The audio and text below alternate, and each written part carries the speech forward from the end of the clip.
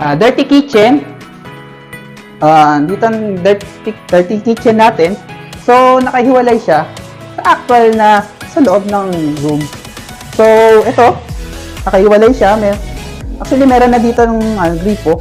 Ito tayo sa toilet and bath. So, meron tayong lavatory. So, andito tayong toilet natin. And then, meron na rin naman yung door. So, punta tayo sa taas.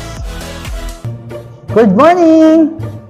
Ikaw ba ay naghahanap ng sideline na pwede ka kumita ng 5,000 to 15,000? Magre-refer ka lang ng KKK. Kakilala, kamag-anak, at kamarites mo. Gamit lang ang cellphone. Kung interesado ka, message mo lang ako para magkapera tayo ngayong taon.